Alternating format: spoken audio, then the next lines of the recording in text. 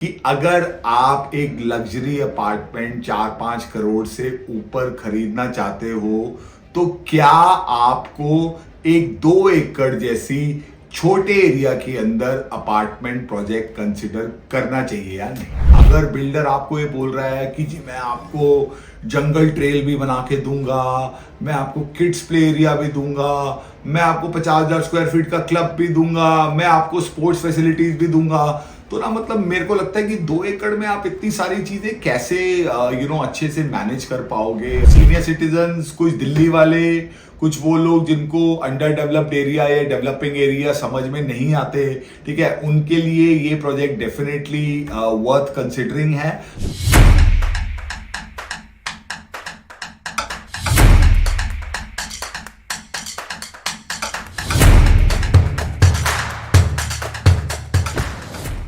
Hi guys, this is your trusted real estate guide Abhay. और guys आज मैं आपको दोबारा से मिलने आया हूं एक वैल्यू एडेड वीडियो के साथ, जहां पे मैं आपको कोई माल बेचने की कोशिश नहीं करूंगा, मैं किसी माइक्रो मार्केट की बात नहीं करूंगा।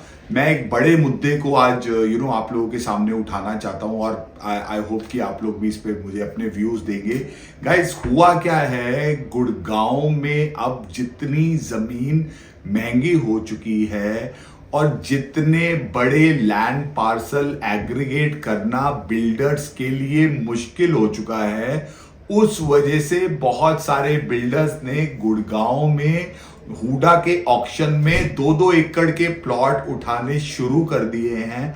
ठीक है, ऐसे प्रोजेक्ट आपको गुड़गांव के डेवलप्ड एरियाज में भी मिलेंगे, डेवलपिंग एरियाज में भी मिलेंगे, ठीक है। और इनमें ऑक्शन में बड़े महंगे महंगे रेट पे जमीन खरीद के बिल्डर्स आपको आज की डेट में 2 एकड़ में, 1.5 एकड़ में, 2.5 एकड़ में अल्ट्रा लग्जरी बेचने की कोशिश कर रहे हैं।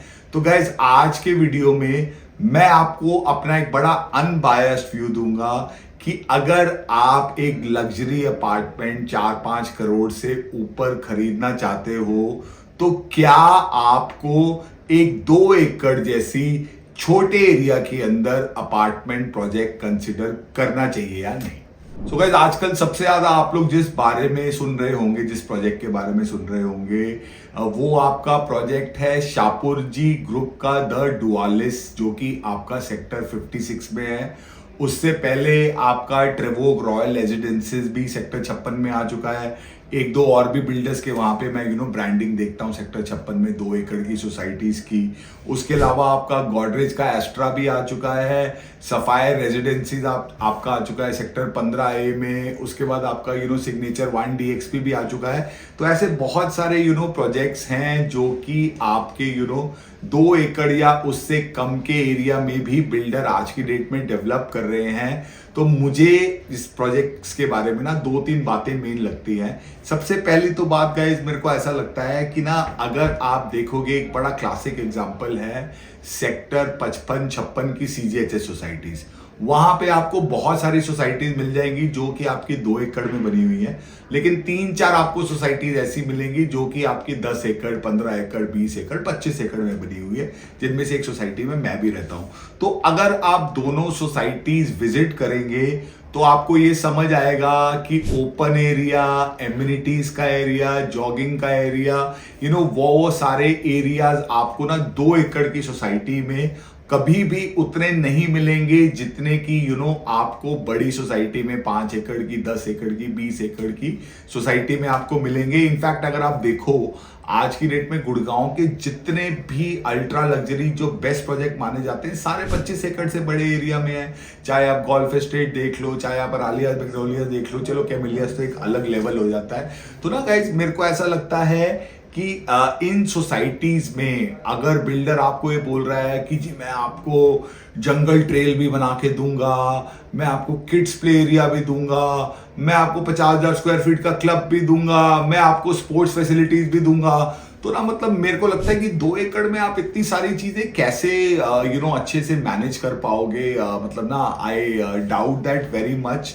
उसके मुकाबले मुझे ऐसा लगता है कि जो बड़ी सोसाइटीज है वहां पे आपको जो एम्यूनिटीज हैं वो थोड़ी सी ज्यादा वेल स्प्रेड आउट होती हैं। ठीक है, दूसरी चीज आपको एक और चीज मैं आपको बताता हूं कि ना ये जो छोटे प्रोजेक्ट्स हैं ये मुझे ऐसा लगता है, मैंने पिछले वीडियो में भी बोला था कि ना ये ज्यादातर मुझे लगता है कि एंड यूजर्स के लिए जो दिल्ली से आते हैं, जो द्वारका में CGHS में रहते हैं, रोहिणी में छोटी सोसाइटी में रहते हैं, ठीक है, इंदिरापुरम से आ रहे हैं, नोएडा से आ रहे हैं, तो ना ऐसे बहुत सारे लोग हैं जो कि मेन शहर के अंदर ही रहना चाहते हैं। जैसे आज की डेट में सेक्टर 56 में तो कोई बड़ा प्रोजेक्ट नहीं आ रहा, सेक्टर 46 में तो कोई बड़ा प्रोजेक्ट नहीं आ रहा, सेक्टर 15 में तो कोई बड़ा प्रोजेक्ट नहीं आ रहा। तो जो लोग डेवलप्ड एरिया में एक गेटेड सोसाइटी के अंदर रहना चाहते हैं उनके लिए डेफिनेटली ये प्रोजेक्ट्स वर्थ कंसिडरिंग हैं। ठीक है, एक और चीज मेरे को इसमें लगती है गाइस कि अगर आप मुंबई चले जाओगे, मुंबई में तो 2 एकड़ बिल्डर के लिए एग्रीगेट करना बहुत बड़ी चीज हो जाती है।